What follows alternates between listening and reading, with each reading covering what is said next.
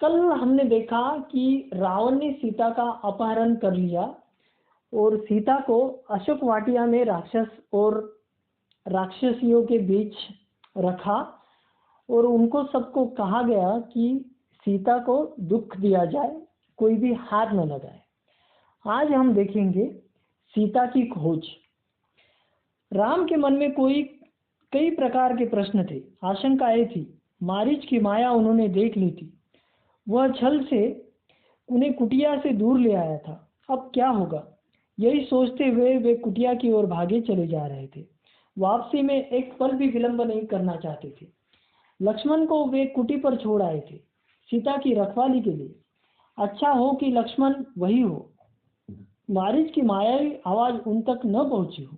राम ने सोचा, सीता अकेली रही तो राक्षस उन्हें मार डालेंगे, खा जाएंगे। तभी उन्होंने पगडंडी से लक्ष्मण को आते देखा। वही हुआ जिसका राम को डर था। अनिष्ट की आशंका और बढ़ गई। पता नहीं सीता किस हाल में होगी। राक्षसों ने उन्हें मार डाला होगा, उठा ले गए होंगे। अकेली सीता दुष्ट राक्षसों के सामने क्या कर पाई होगी। कुटी छोड़कर आने पर वह लक्ष्मण से क्रुद्ध थे। उन्होंने क्रोध पर नियंत्रण रखा। लक्ष्मण का बायां हाथ जोर से पकड़ लिया।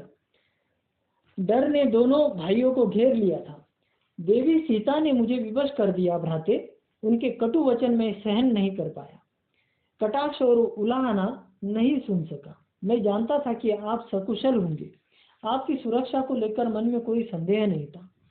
तब भी मुझे कुटिया छोड़कर आना पड़ा। लक्ष्मण ने कहा, यह तुमने अच्छा नहीं किया। तुम्हें मेरी आज्ञा का उल्लंघन नहीं करना चाहिए था। अब जल्दी चलो, मेरा मन चिंतित है। सीता न जाने किस हाल में होगी, कैसे होगी। मायावी राक्षसों का कोई ठिकाना नहीं। राम ने चलने की गति और बढ़ा दी। कुटिया अभी कुछ दूर थी पर दिखाई पड़ने लगी थी। राम ने वहीं से पुकारा, सीते तुम कहाँ हो? जैसे कि उन्हें पता चल गया हो कि सीता आश्रम में नहीं है। कुटिया मौन रही, वहां से कोई उत्तर नहीं मिला। राम की बेचैनी बढ़ गई। उनकी एक आवाज पर कहीं से भी उपस्थित हो जाने वाली सीता वहां नहीं थी। अनुपस्थिति बोलती कैसे? राम की आवाज पेड़ों से टकराकर हवा में विलीन हो गई, कुटिया के शून्य में समा गई। राम पुकारते रहे, उत्तर में उन्हें हर बार सन्नाटा ही मिला। चुप्पी हर ओर थी। हर दिन हवा में झूलने वाले पत्ते शांत थे, लताएं गुमसुम पड़ी हुई थी, चिड़ियों की चहक लुप्त थी। कुटिया के निकट घूमने वाले पशु पक्षी चुप खड़े थे, सब स्तब्ध। राम भागते हुए आश्रम पहुंचे। कुटिया में जाकर देखा, सीते सीते पुकारते हुए आसपास की हर जगह देखी। पेड़ों झाड़ियों के पीछे गए, उन स्थानों की ओर भागे जहां सीता जी जा सकती थी। सीता का कहीं पता न था। शोक से व्याकुल राम रोने लगे। सीता से बिछुड़ना उनके लिए असहनीय था। वे सुध बुध भुला बैठे। विरह में वे गोदावरी नदी के पास गए। उससे पूछा, तुमने सीता को कहीं देखा है? नदी ने कोई उत्तर नहीं दिया। वे पंचवटी के एक एक वृक्ष के पास गए, सबसे पूछा, कोई सीता का पता बता दे। हाथी के पास गए, शेर से पूछा, फूलों के पास रुके, चट्टानों पत्थरों से प्रश्न किया। शोक संतप्त राम भूल गए कि चट्टानें नहीं बोलती, पेड़ पौधे बात नहीं करते, उनकी भाषा मौन है, उनके उत्तर भी मौन ही है। राम की मानसिक स्थिति विक्षिप्त जैसी थी। एक बार उन्हें लगा कि सीता वही है, कुटिया के पास, अभी भागकर पेड़ के पीछे छिप गई है, उन्हें खिंचाने के लिए। मेरे साथ परिहास मत करो सीते। राम उस पेड़ की ओर दौड़ पड़े। वहां कोई नहीं था। वे निराश होकर पेड़ के नीचे बैठ गए। राम का दुख लक्ष्मण से देखा नहीं जा रहा था। उनका व्यवहार सहन नहीं हो रहा था। वे राम के निकट गए। विलाप करते हुए राम ने कहा, मैं सीता के बिना नहीं रह सकता। तुम अयोध्या लौट जाओ लक्ष्मण। मैं वहां नहीं जाऊंगा, यही प्राण दे दूंगा। मैं सीता के साथ आया था, उनके बिना कैसे लौटूंगा? नगर वासियों को क्या मुंह दिखाऊंगा? तुम जाओ, मुझे यही छोड़ दो। आप आदर्श पुरुष है, आपको धैर्य रखना चाहिए। इस तरह दुख से कातर नहीं होना चाहिए। हम मिलकर सीता की खोज करेंगे। वे जहां भी होंगी हम उन्हें ढूंढ निकालेंगे। सीता हमारी प्रतीक्षा कर रही होंगी। लक्ष्मण ने उन्हें ढांढस बंधाते हुए कहा। राम शांत हुए, पर थोड़ी ही देर में हाँ प्रिय कहते उन्हें पुनः विलाप करने लगे। इसी बीच आश्रम के आसपास भटकने वाले हिरणों का एक झुंड राम लक्ष्मण के निकट आ गया। राम को लगा कि हिरण सीता के बारे में जानते हैं, उन्हें कुछ बताना चाहते हैं। हे मृग, तुम्हें बताओ सीता कहाँ है? राम ने पूछा। हिरणों ने सिर उठाकर आसमान की ओर देखा और दक्षिण दिशा की ओर भाग गए। राम ने संकेत समझ लिया, हमें सीता की खोज दक्षिण दिशा में ही करनी चाहिए। उन्होंने लक्ष्मण से कहा, हिरण उसी ओर गए हैं। वन में भटकते हुए उन्होंने एक टूटे हुए रथ के टुकड़े देखे, मरा हुआ सारथी और मृत घोड़े भी देखे। वन में रथ का क्या प्रयोजन, उसके टूटने का क्या अर्थ? राम असमंजस में पड़ गए। लगता है थोड़ी देर पहले यहाँ संघर्ष हुआ है। लक्ष्मण ने कहा, यह पुष्पमाला वही है जिसे सीता ने वेणी में गूंथ रखा था। निश्चित तौर पर सीता राक्षसों के चंगुल में फंस गई है। यह माला संघर्ष के दौरान वेणी से टूट कर गिरी होगी। पर यह रथ कैसे टूटा? राम सोचने लगे। सीता के संघर्ष से यह नहीं टूट सकता। अवश्य किसी ने राक्षसों को चुनौती दी होगी, उन्होंने युद्ध किया होगा।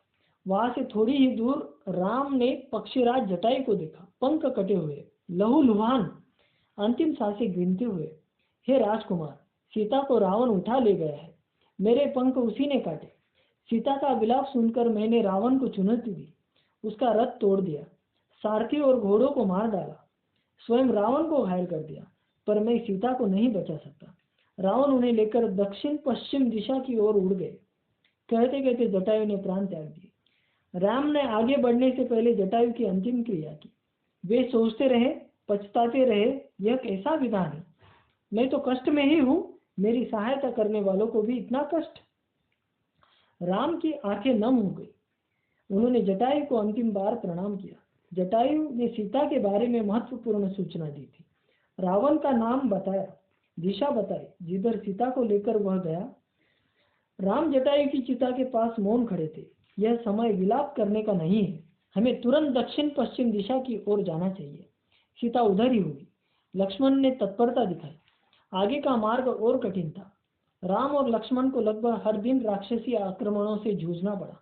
अनेक कठिनाइयां आई, अवरोध मिले। दोनों राजकुमार प्रत्येक बाधा पार करते चले गए। उनके सामने लक्ष्य स्पष्ट था, दिशा तय थी, उन्हें कोई नहीं रोक सकता था। वन मार्ग जितना कठिन होता गया, उनकी दृढ़ता बढ़ती गई। वनवासी राजकुमार प्रतिदिन सुबह उठते और दक्षिण दिशा की ओर चल पड़ते।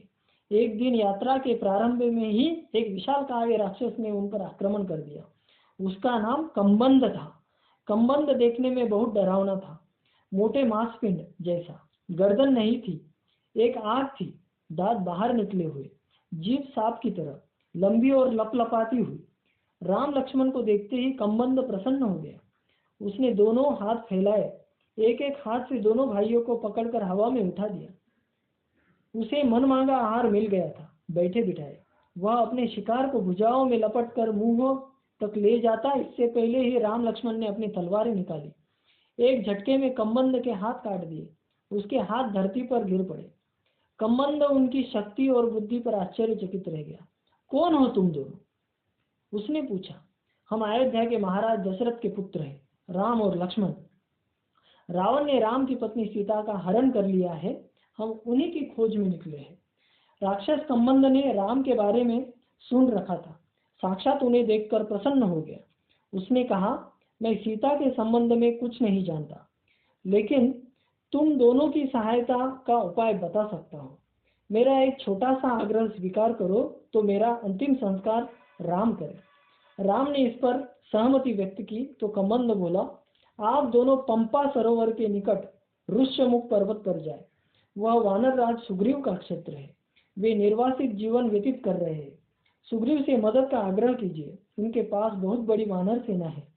सुग्रीव के वानर सीता को अवश्य खोज निकालेंगे। कंबंद की सांस टूटने लगी थी, उसका अंत निकट था। राम और लक्ष्मण को अपने निकट बुलाते हुए उसने कहा, पंपा सरोवर के पास मतंग ऋषि का आश्रम है, वही उनकी शिष्या शबरी रहती है। आगे जाने से पूर्व शबरी से अवश्य मिले। यही बोलते बोलते कंबंद ने प्राण त्याग दिए।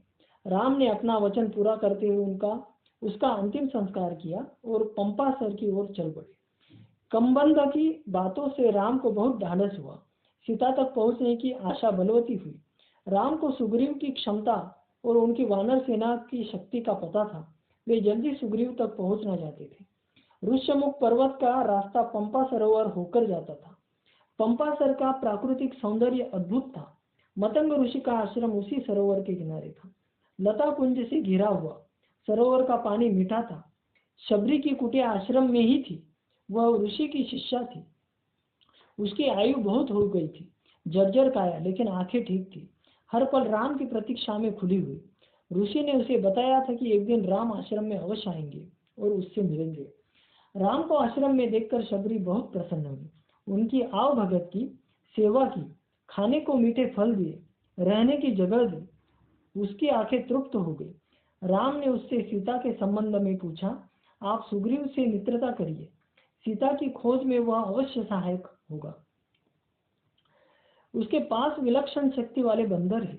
शबरी ने राम को आश्वस्त किया। अगले दिन राम ऋष्यमुख पर्वत चले गए। उनकी व्याकुलता अब और घट गई थी। मन की शांति लौट आई थी।